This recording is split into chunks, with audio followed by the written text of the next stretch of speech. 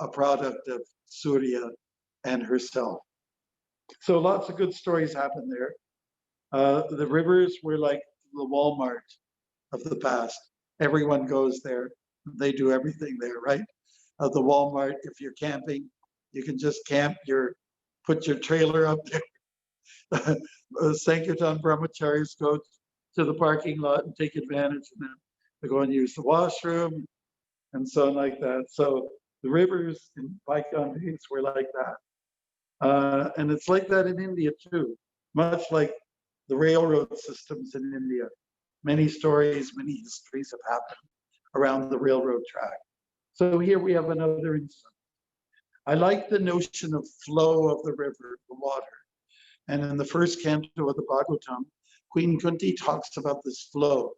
She talks about the Ganges, Gange Govam Undanvanti.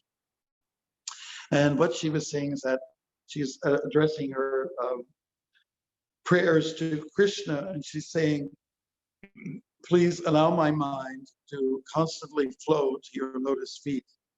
And even though the mind wavers, it meanders a bit, in the end, it dumps into the ocean, into the sea. And so she's saying, may my mind, even though it snakes about, end up at your lotus feet, just like the Ganges water flows and ends up into the ocean. Let my mind come to your feet. So it's a beautiful prayer, a beautiful gesture, an indication of flow.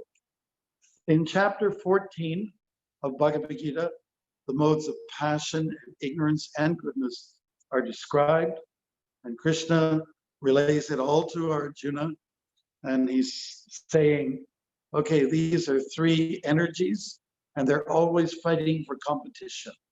You know, one is trying to defeat the other, and usually one ends up on top. And then for some time, it ends up something else. It's just like if you walk through the forest and you go through the same trail year after year, you'll see a certain kind of weed come, and it just tends to occupy the whole space. There's like, we have this like garlic mustard plant, and it gives kind of a foul smell. It's got a white flower, and it takes over. Then after 2 or 3 years are gone, another weed comes and becomes invasive and takes over. And then after a few years, another one comes and occupies the space and muscles its way in, says, I'm taking over. So this is a little bit the way it is with the modes of material nature.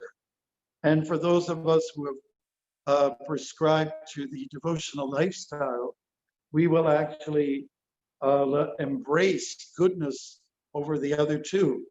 And why? Because in goodness, there is thoughtfulness.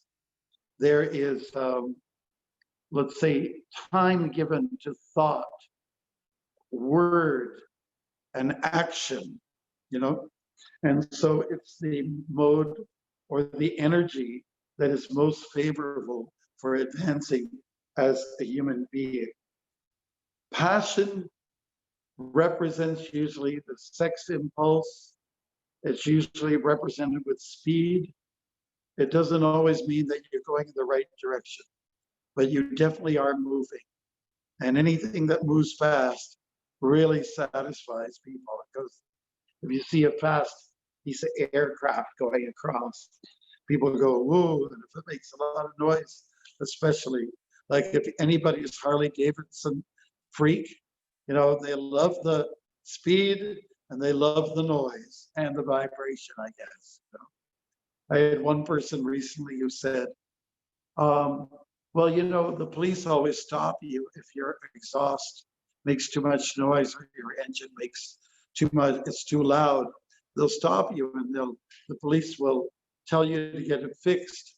But when it comes to a motorcycle, like a cyclist, what they call bikers, you know, they never get stopped for making all their noise, right? So there seems to be some unfairness. Speaking of unfairness, this material world is in many ways unfair. we may wonder, why is there passion and ignorance in this world to begin with? If God is really kind and wants us to go back to his kingdom, why then do we have to contend with these difficult modes of nature, passion and ignorance, that serve to, let's say, obstruct us and be like a road bump, cause us to maybe slow down instead of that nice free flow going to the ocean? Well, you know, the way to always, let's say, analyze what seems to be unfair, a devotee will think, okay, these are simply tests for me to show how much I really love Krishna. And for a person who's more conditioned and has not really tapped into the devotional practices, that person will just curse everything. Say, this is wrong, that is wrong, you're wrong, God is wrong, everyone's wrong except for me. You know, I'm the only one that's right. So that seems to be a trait of material existence. Prabhupada also talks about instinct. The living entity has a natural instinct to be with Krishna. You know? And the instinct, however, shows itself to be dormant in this world. Last week, I was walking with a young man. We were on a japa walk through a nice posh area of the city. And there were a row of houses separated, not semi-detached, but separated, very nice homes. And they were somewhat close to the sidewalk. So we heard a door slam, me and my young friend, Victor. And a woman, probably in her early 70s, sort of manifest out of the car. And she was carrying a tray, like a box, with goods in it, kind of some food and other items. And she was struggling with it, you know. It was tottering back and forth. And my instinct, I mean, this is the male instinct, I would say. A masculine instinct says, I want to help this woman. I want to help this lady. So I was thinking I will go and do it. But then the second instinct told me, don't do it. Because there's two of us, there's one of her, she's old, so people are not used to being helped. And so I thought she might scream, then scream for the police. And so second instinct was there. So after we walked a few more paces, I said to Victor, I said, you know, I actually wanted to help that lady. It seemed like she needed assistance. And that was my instinct. And Victor said, yeah, I was the same. I was thinking the same thing. I want to help her. You know? But then I said, my second instinct was, because the people are living in such fear nowadays, such uncertainty and instability, that I thought maybe I shouldn't do it. I just want to get into trouble. So anyway, she made herself to her door and everything was hunky-dory. How do you like that? She made her way to the door and everything was hunky-dory. All right. So instinct is a big thing. Prabhupada talks about instinct as being something that's very natural. And one time, it was, I heard this from Malati Prabhu, Devidasi Prabhu, that Prabhupada was talking about instinct, but not by using that terminology. Devotees were talking about the word instinct and how the birds fly south during the winter time, during that season, and how many things are operating instinctively. Prabhupada challenged it. And he said, no, it is Paramatma that is moving everybody. It is God in the heart. It is a witness who's noticing things and pushing us to move forward. So if we sit, let's say in the material world, people use the term instinct, we can say the Paramatma principle. It can be equated. We can say it's the same thing. After all, what doesn't move us? It's either Krishna or it's Krishna's Maya. We are all moved. In fact, Krishna says in the Gita, everyone is following me in some respect. Everyone is on my path. So it's either the path of bhakti or the path of illusion. But even illusion belongs to Krishna. So in a sense, everyone follows Krishna, whether you like it or not. If you tell people, if you tell them you are a Krishna follower and said, I am not, I wouldn't prescribe to any kind of religion. But it is God's energy. You're being moved by God's energy. Like if it's a cold day out, you'll put on a jacket. If it rains out, you'll pull out an umbrella. And if it's super hot, you'll strip down to the minimum amount of clothes. That means that the elements are forcing you, and the elements are being moved by God. Out of fear of the Lord, the sun shines. Out of fear of the Lord, the rain comes down. So out of fear of the Lord, the demigods are motivated to do many things. Sometimes they're a little belligerent. Sometimes they move on ego. We have many stories about Brahma and Indra and even Shiva sometimes, where they show their stubbornness and obstinacy towards the Supreme Lord who moves everything. Yeah, so instinct is important. It is natural for us to want to take to spiritual life. And it's also natural for us to be clean. I think everybody likes to feel clean. Like, I don't know how often people take a bath these days. I mean, I haven't observed it. But during the pioneer days, people used to bathe once a week, and the first person to bathe, but in the big sort of like a tin tub, was Dad. And Dad was probably the dirtiest, because in those days, you worked with the sweat of your brow, and you worked in the dirt, and you chopped down trees, and you planted corn and whatnot, So you were the dirtiest. Then Mom would go in, and then, you with a pecking order would then be the oldest child down to the smallest. And that was the way they used to do it. It's very interesting. That was the pecking order. That's the way it was. And it was on Saturday, so that you could get ready for going to church on Sunday. So I think a lot of people, it's once a week, they'll take a bath before Saturday night, before there's interesting prospects for making out with someone, And then there's perfumes and all kinds of colognes and oils and scents to spray in the body. And that's what you do. And the rest of the week, because you're pretty disgusting, and if anybody has pursued an evening venture with someone else, I imagine, I don't know, I am a celibate monk for life, and I have no experience. I declare innocence. But I imagine you pretty much stink like terrible after that encounter. And so what you do then is you just spray stuff on in the areas, and you carry on the rest of the week. It's pretty disgusting. But I think everyone really feels good after they've had a bath. And so Prabhupada used to prescribe, external cleansing and internal cleansing. Internal cleansing happens with the implementation of mantra.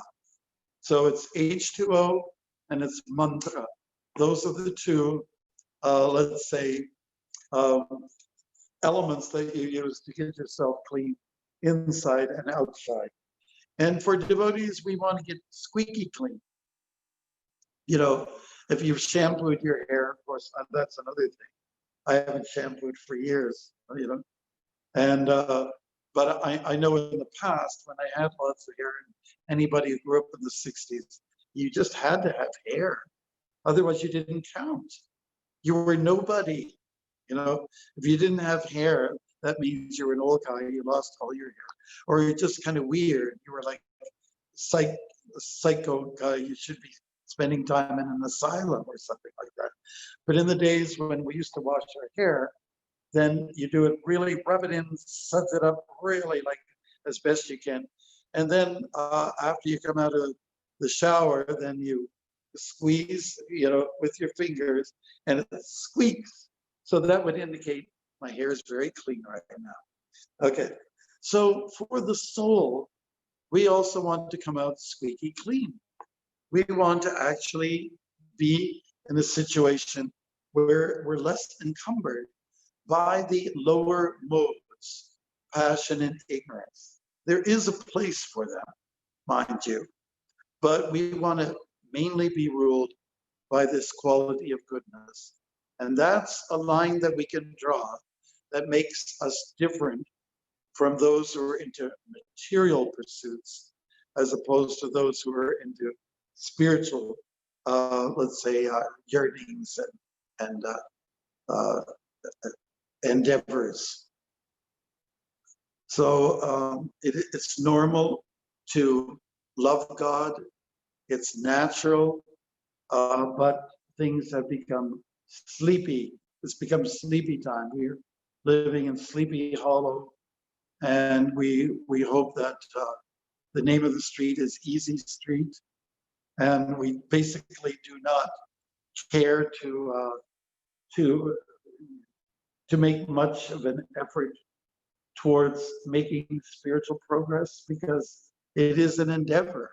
It is like a little bit like going against the river. Like right now in the area where I am, if you go to the rivers here in the month of September, you'll see the salmon run. And the salmon, they move really fast and they go against the river's flow. And then if there's a little bit of a leap, they'll actually jump it. They're that serious about spawning. They're that serious about having babies, and produce reproduction.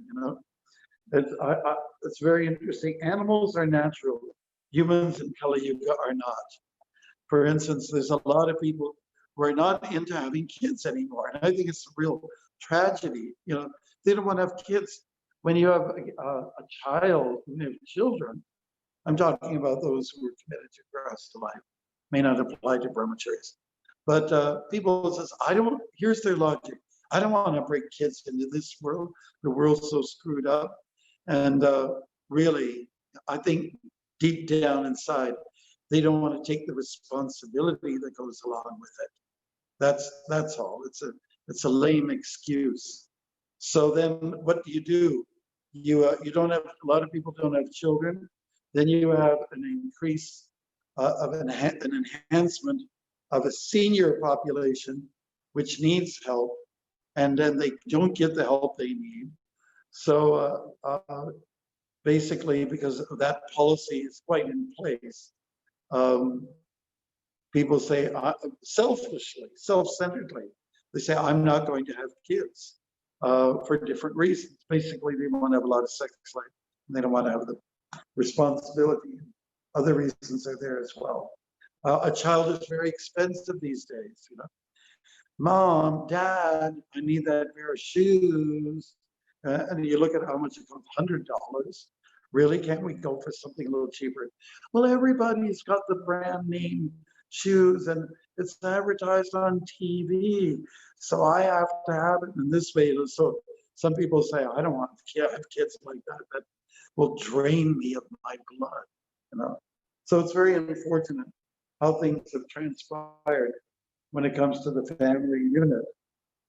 But at least most creatures are big on having lots of animals, bed bugs, mosquitoes, pigs, pigeons, they have incredible litters or whatever you want to call them. They have lots of them, and people it's such a burden. I have one child and they can't keep that child. It even takes two when mom and dad are involved. Even that's a big job. One thing people don't realize that if you have two children, they kind of look out for each other, and and three, it even becomes easier. Well, I have 5 siblings, so there were 6 of us, and we all helped each other. We were like 1 year apart from each other. and it made our lives for my parents so much easier. You learn how to share, you know. So this lifestyle that we live right now is very superficial, and you know, we can learn a lot from the fish. That's all I can say. So to get something, to go somewhere, you have to go against the grain sometimes. You have to push yourself. So to make spiritual progress, it's the same thing. To have meaningful japa, you have to fight that mind in the morning. To have meaningful devotional service, you have to just be kind to everybody. Show kindness. Show kindness towards each other. And don't be a vilifier. Don't be a criminal, or don't offend, especially other devotees. It's the greatest offense. Rather, love them. You love a devotee, that means you're getting close to loving God. If you think you can love God without loving the devotee, you're in, you know, a big fantasy world. Forget it. Cancel your bhakti. So you miss the point. In our philosophy, in fact, it's understood that it's not so much about God worship, it's more about God's associate worship. You know? It is about devotee worship. Now we worship Prabhupada every day in our temple or at home, but we're also supposed to worship the devotee. You know, how can we forget about that? Even thinking, you know, warmly about another Vaishnava is a step in the right direction. So that's how it goes. You know, so you have heard that saying, go with the flow. Well, go with the flow of bhakti, go with the flow of the river of devotion, and not with the flow of Maya. Do not be like the lemmings. Lemmings are kind of like a rodent, and they all follow the head lemming, and then they jump into the ocean, and they meet to their death. Usually people, like in other forms of life, they follow the alpha male, whether it's a good direction or not.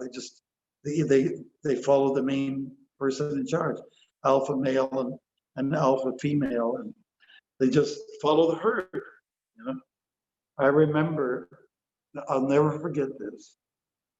The first time I walked across Canada, I was walking in an area where there were wild buffalo, bison we call them, right? And I was very tired, and I need to lie down. And when you're tired walking, you just want to lie down on the grass, anywhere is okay. In the soya fields, or I've even graveyards. I've had some of my best naps in graveyards by the gravestones. So there's this, I was getting very close to these herd of bison, and they were still, and they were gawking at me like this. They were totally fixated. And I came close to them, and I decided I would just have a nap close to them. And I felt totally confident they wouldn't hurt me in any way. So I stood there, I slowly lowered myself to get down to the ground. I got one knee down and then a second knee. And I was slowly maneuvering myself, balancing myself with my arm, you know. And then the bison were transfixed on me. They were like curious to fearsome. And then, so when I was trying to get down for my last little effort, I made a little jerk. It was like this. And that startled the alpha male, the big guy in the front, was looking at me. He suddenly turned his head, and all the others turned their head, and he went off, and they all, just like one big lump sum, they all went off, you know, in a great rush, over the hill, and they created a cloud of dust. And of course, I was thinking, I really wanted to be near them. because I think they're beautiful animals. And I just went, I looked at the dust, and the earth was shaking. And it's just, wow, what a sight, what a sound. That was the greatest image of all, you know. So these are situations where be careful who you follow. Be careful which flow, which river you go on. There's another story of about the Ojibwe tribe, and there's a beautiful waterfalls in northern Ontario, and it has cascades.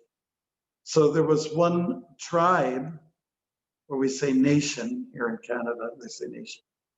They were about to attack another tribe, a settlement, which they do. Sometimes they did in the past. Not everyone was peace loving, but they were making an attack, and they saw a princess. She was the daughter of the chief from the tribe that they were going to attack, ambush, whatever. And so they captured her, and they said, "We want you to take us to your village." So she said, "I'll show you how to get there." And they went by boat. They went in canoe. And this particular canoe, she was leading the way, and she knew this river very well. The oncoming tribe, they weren't used to this territory. So she led them down this river, and the river was picking up speed. And little did they know, those who had held captive the princess, that there's a nasty waterfalls ahead. So it was out of control, and she knew she was meeting with her death. Her canoe went over the falls, and she died, and all of the enemies also went down to meet with their death. So it's like a heroic act, but they were just following her, and so you have to know who you're following. You know, Anda Yatandayar Upaniyamana. In Kali Yuga, the blind lead the blind. So do not be blind, or at least if you're not blind, make sure you don't follow a blind person, but lead the blind. Okay. So when your life is enamored by the material energy, it is a kind of a blindness. Love is blind after all, And from the 11th canto of Srimad Bhagavatam, it is expressed there about chanting.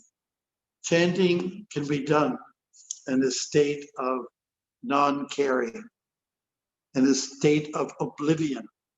Some people who are immersed in the holy name and they enjoy the name very much, they sometimes sing and they dance and they cry and they act like a madman, not caring for public opinion. So that's another kind of bhakti, where you don't care. You're in your own little orbit, and you've created your own little flow. So the flow has been established in this particular Leela. Narada Muni and his mom had given hospitality to these great saints, and they had serviced them by offering food, a place to lie down and to sleep. And during the course of their stay, Narada Muni picked up on so many good qualities, so many good philosophical points, and all so much about service, loving service. That's one beautiful thing about India. I mean, in India, or even Indian Airlines, or the airlines that come from the Orient or India, they have a real nice service attitude. Isn't it true? These people that are the flight attendants, they have a nice smile, and they just have this tendency to serve. It's very very much embedded in those cultures, you know. Whereas we, members of the wild, wild west, we demand service, or if we have to do some service, we do it begrudgingly, you know. And so well, we can learn a lot from the flow of India, not from the traffic, not from the noise or the trash, but we can learn a lot from India with when the service is on, it's nice, it's sweet. In the West, we do service in a different way. Our services, hey, we're going to build a road, let's build a nice road. Hey, we're going to clean the park, we'll clean it nicely. We're going to build a house, and we'll do an apt job. You know, so the devotion does not show so much through a smile or willingness, but people take pride in good workmanship and showmanship, and so that the devotion channels a little differently between the East and the West. Those are my thoughts. Anyways, so we are now at the point of 8:21 in terms of time. I think we can allow for devotees to ask questions at this point. And all I can say is, Haribol to Narada Muni and to the great Mahatmas and to Narada Muni's mother who led the way for him. Hare Krishna, and all glories to the Miami devotees, who I feel a great separation towards now because of COVID-19. I would have been there by now, but you know, the borders are closed for us. And Florida is not the best place to go to at this particular time. I hope everyone is safe and sound. All right, Maharaj, thank you for your time and your class and your nice explanations. I'm going to unmute everyone to see if anyone has any questions. Okay. So all participants are now unmuted. So anyone who wants to ask a question can ask a question. And I won't be offended if you don't have any questions or comments. Namo Swami, first, do you have any question? Oh, yeah. Maharaj? I have the whole class. I have the whole class transcribed, not exactly word for word, but this time I somehow Krishna allowed me to type very fast, and Wow. I got the whole class. I appreciate how you, Maharaj, kind of like put flesh on the skeleton, so to speak, by giving so many examples of your wide experience of walking and traveling and going back to your childhood and other cultures. And it's amazing how much you fit in the short time available. Thank you, Maharaj. So you said, you're welcome. So you said that you wouldn't be offended if there are no questions. I have no question. You make me laugh. Thank you. Thanks for transcribing. Thank you. We miss you very much, Maharaj. I hope you're keeping okay, that your health is well. We're quite safe. Okay, that's great.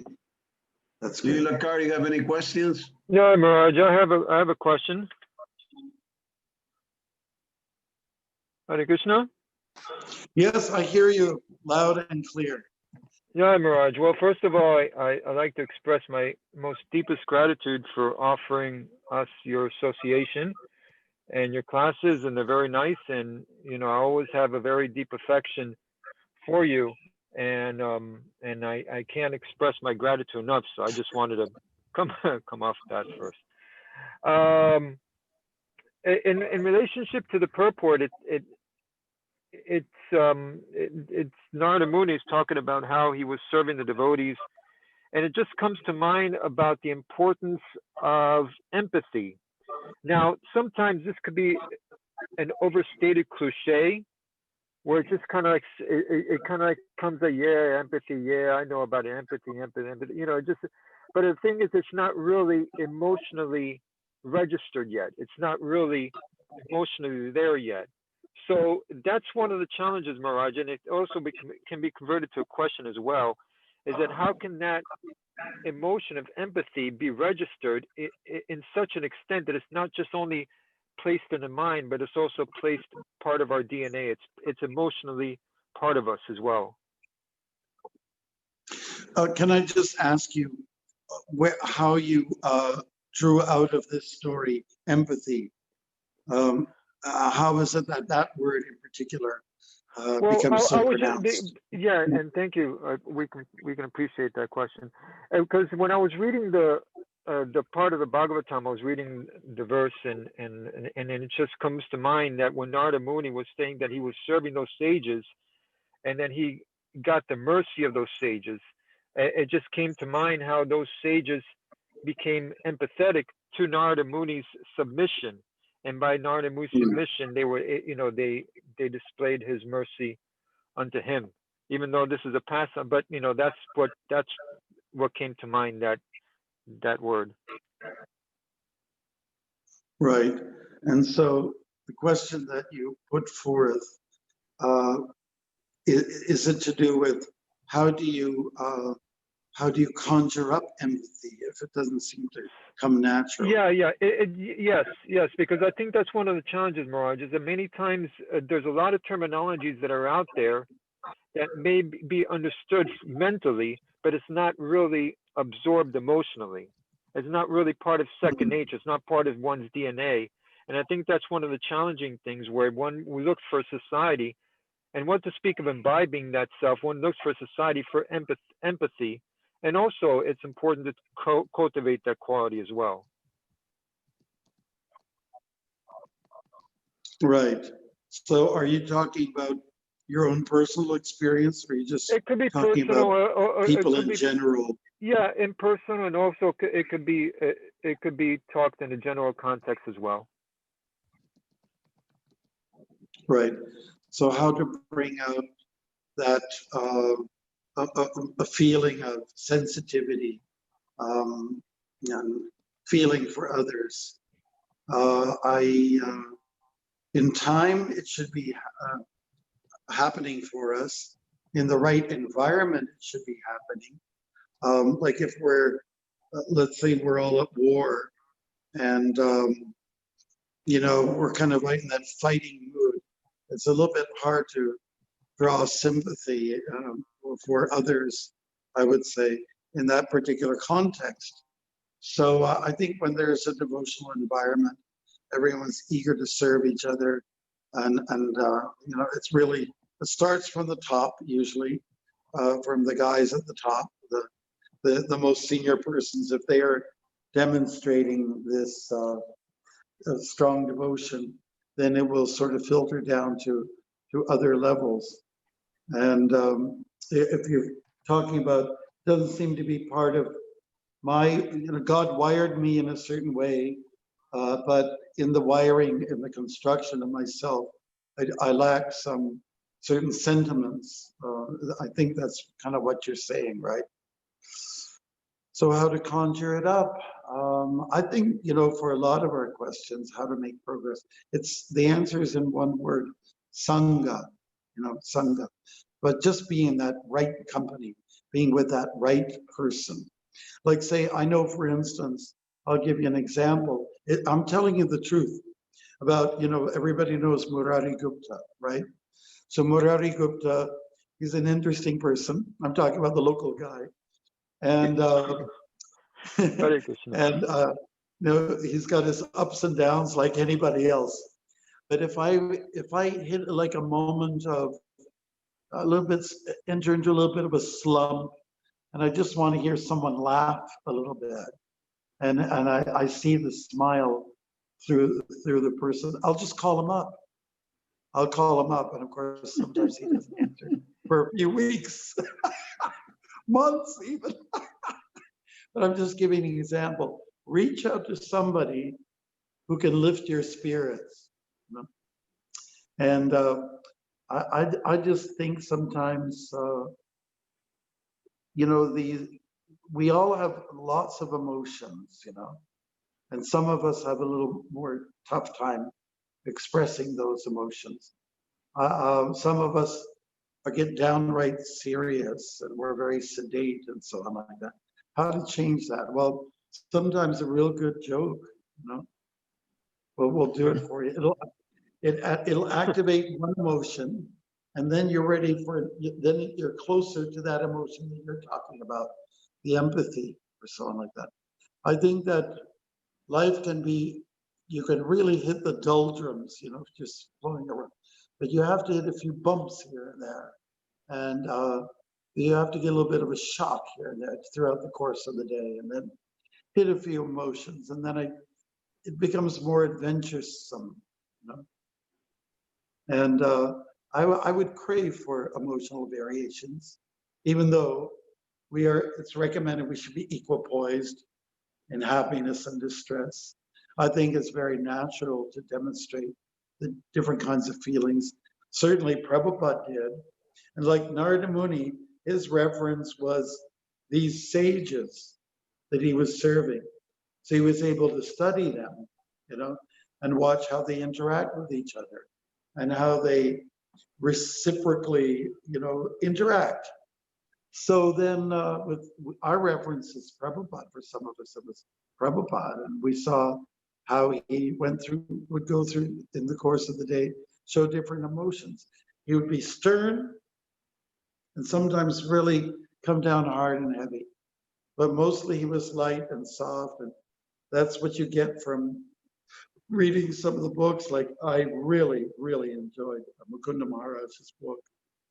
And Guru Das, and you know, some of these biographers, Shama Sundar, you know. Nice. My favorite book are books about Prabhupada. They because from that you see the different sentiments that come out of him, you know. And so I think the more you press different buttons or try to, the more that those very soft and sensitive sentiments will come out. You'll reach them. You'll hit them. I think our adaptation of Krishna consciousness has to be, let's say, reviewed very regularly.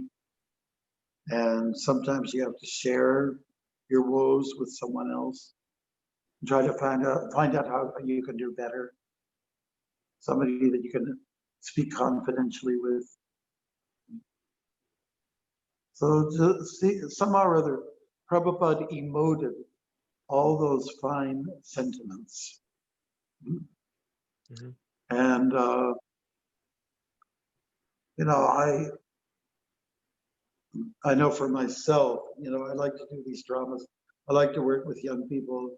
I like to be in their presence because they give me energy. They're energetic. And then usually our storylines have a lot to do with, you know, pushing so many different emotions. All the Puranas, all the stories, Vedic stories, are very fulfilling. You can check it out, chapter 17, text 16, where Prabhupada is talking about how to conquer the mind and how to bring out better the finer sentiments. And you have the stories, the Puranas, the Mahabharata, where you have these incredible feelings for somebody like Karna or Abhimanyu, you know, the son of Arjuna. Mm-hmm. And it comes through really strong in those stories. Because you get so wrapped in them. And so Prabhupada's recommending, you know, immerse yourself in these stories, histories, what have you.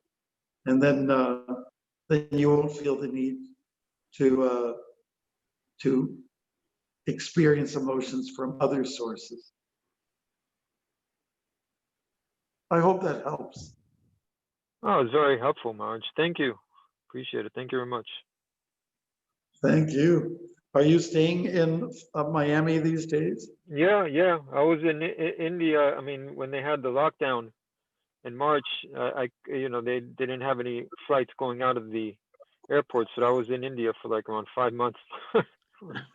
But yeah, I came back. Yeah, so you know, trying to like that. So It seems to me that the devotees are happy with your presence. Yes. I certainly appreciate the preaching and the preaching mood that the devotees are here, and I appreciate His Grace Jaidwaj Prabhu Maharaj, and also I appreciate your association, all the wonderful services that all the devotees here are doing. So, like that. I will admit too that people like Jayadwaj and Maharaj and Prabhu Radha Vallabha and people like Ragini, they have so much energy, so much a strong will to share. They really want to share. And that's such a good sentiment to have. Not to hoard to myself, but let me give it out.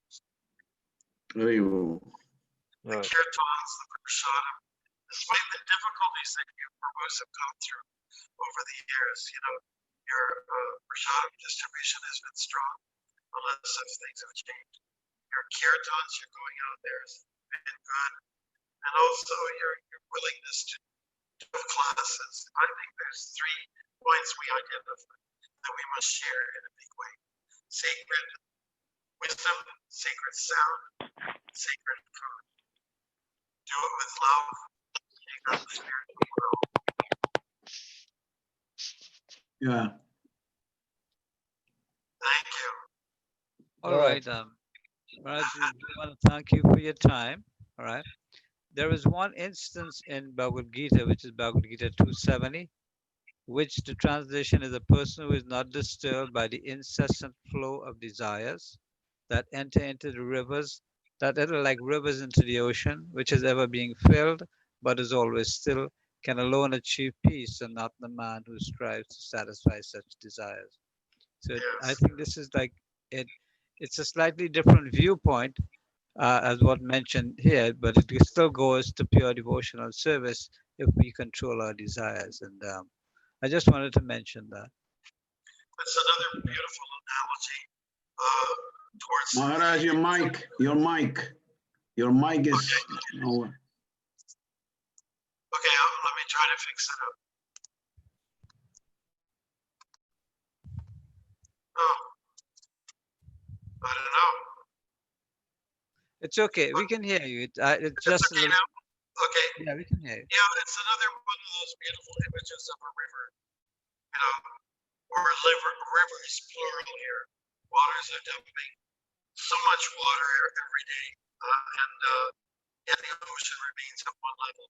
That means to say that, a simple way of registering that is many desires may come my way, but I'm going to stick to my devotional service. Nothing's going to change that level. So it's good. I remember when I walked up in Colorado, and there's the Great Divide. There's a high elevation point, and while I was walking there, a newspaper reporter came to me, and from the town that I just passed through, and he had already interviewed me the day before. Then he saw me and he pulled over. And he said, yeah, this is the Great Divide. He said, if you pee here, half of your, right in the middle, half of your pee will go to the Pacific Ocean, and the other half will go to the Atlantic Ocean. So he's talking about flow of liquid. We just had a good laugh. So things do go into the rivers. And the rivers flow into the oceans. We have to be careful about what we're putting in those rivers and oceans, isn't it? Yes. Yeah. Thank you. So Maharaj, thank you very much for the class. It was a wonderful class. And I hope that we get your association soon. We need your Sangha. I know what to do. I'll travel a little bit west, and I'll come to the Mississippi River, and I'll just canoe all the way down to New Orleans, and you guys have to pick me up. In addition to walking, I'd love to canoe rivers. I would love to do that. I don't know. We if got a opportunity- beautiful room for you waiting. Really? Yes. And we Okay. have last Sunday, we have around 15 people came last night. And Okay. Jamashtami was 60 people. And Nice. and Radhashtami 40 people. So, Beautiful. you know, the people are coming to the center and it's great. Uh, But we'd like to have you at least for a weekend. Well, you know, the numbers have to go down in Florida first, and they have to, and when they open up the borders, then it's kind of like a sign that, okay, it's okay to move freely. But I personally think the COVID-19 is going to be around for a while, and I have my own theories about what's going on, as most of you probably do. But it's really sad to hear about devotees who are, and people in general, hit by this nasty, nasty virus. But I think there's different ways to handle it also. And You know- Maharaj, I got a Yeah. good news for you. Oh, we yeah. got a center very close to you in Syracuse. Now Miami is partnered with ISKCON Syracuse. Really? Who's there now? Kesava Gopal, we got a team from Miami that they are working there too. So we have the center Saturday. We have a beautiful Saturday program. And Wow, you are not that far from there. that's true. Maybe it's a 4-hour ride or something like that. Yeah, but again, you know, I can't get over the border. I'll be honest with you. The devotees that I stay with here and my medical consultant said, you're not going to these places because even if you do okay, when you come back, you can be a carrier of the virus. And then we have senior devotees living here. They're kind of susceptible. But during this whole time, I've been taking ginger water with lemon, jaggery, a little black pepper, That's the right and thing. sometimes a little turmeric. And, you know, so the karmis can't figure out a good juice that you could take to, you know, to be proactive instead of reactive. Like Yeah. I was hearing the prime minister yesterday, Justin Trudeau, was talking about, we're going to spend $450 million on this, 500 million on that, this and that, and this and that. Why don't they just feed people better, give better food, and take tonics or whatever it is, make people, you know, be able to fight this virus better? It's just such a reactionary culture. It's, you know, it's Money, terrible. money, money, money, money. Money, money. Yeah. Yes. We do have a Russian sannyasi, and I don't know him, but he's in intensive care for Oh, COVID. really? Yeah, he's in intensive care. So everyone needs What to his pray. name is? Pardon me? What is his name? Sorry. Hmm? I could maybe find out for you. Just a minute. Are you still there with me? Yeah. Okay, I'm just gonna go through my, someone sent me a picture of him this morning.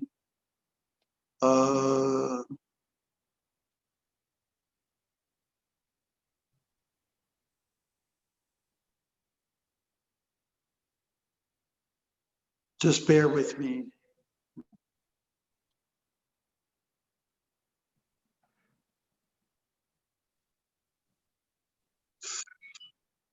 I don't know, I kind of lost it.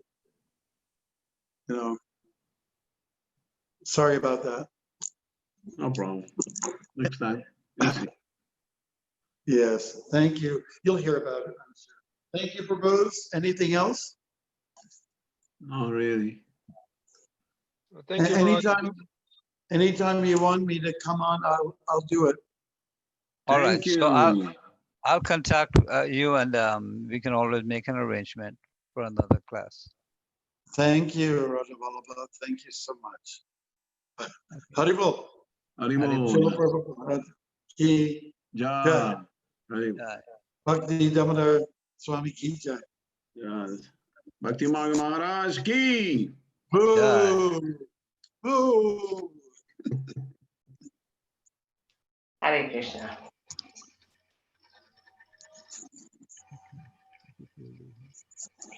That's